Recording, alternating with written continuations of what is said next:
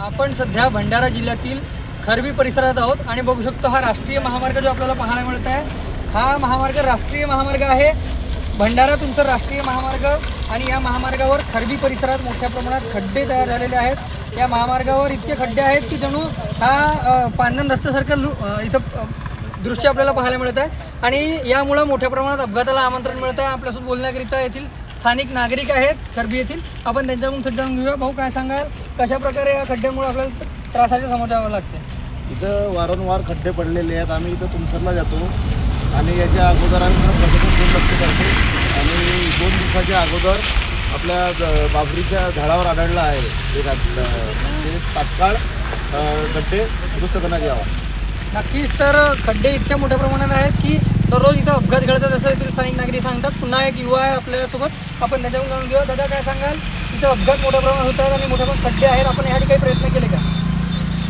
खरं पाहता तुमसर आणि भंडारा यांना जोडणारा हा मुख्य रस्ता आहे। नुकताच याला राष्ट्रीय महामार्गाचा दर्जासुद्धा देण्यात आलेला आहे, परंतु जेव्हा राज्याचे अधिकारी म्हणजे PWDचे राज्याचे अधिकारी यांच्याकडे जेव्हा या रस्त्याच्या दुर्गतीबद्दल आम्ही विचारणा केली तेव्हा त्यांनी आम्हाला एक शासन निर्णयाचा राजपत्र दाखविला आणि सांगितलं की याची जबाबदारी आता आमच्याकडे राहिलेली नाही, की आम्ही राष्ट्रीय महामार्ग प्राधिकरणाकडे या रस्त्याची जबाबदारी दिलेली आहे।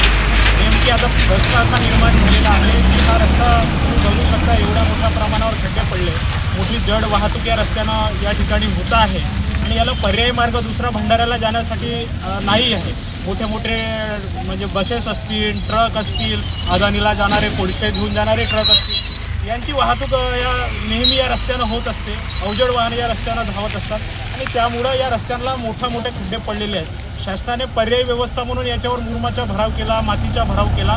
शासनाला माहिती आहे की मुरुम आणि मातीचा भराव या ठिकाणी टिकणारा नाही, तरी पण पावसाळ्याच्या तोंडावर थातूरमातूर कामे झाली आणि त्याचा परिणाम असा झाला की मोठमोठ्या अपघाताला या ठिकाणी नागरिकांना सामोरं जावं लागलं आहे। अपघाताची मालिका या ठिकाणी दिवसेंदिवस वाढत आहे।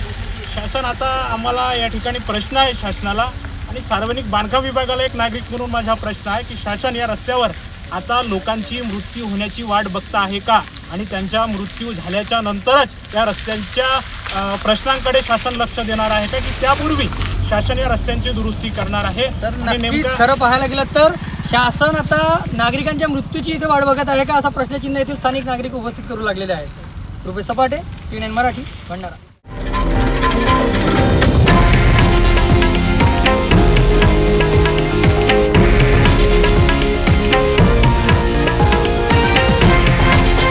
हे आहे देशातील नंबर 1 न्यूज नेटवर्क आणि आपण पाहत आहात TV9 मराठी, एकमेव।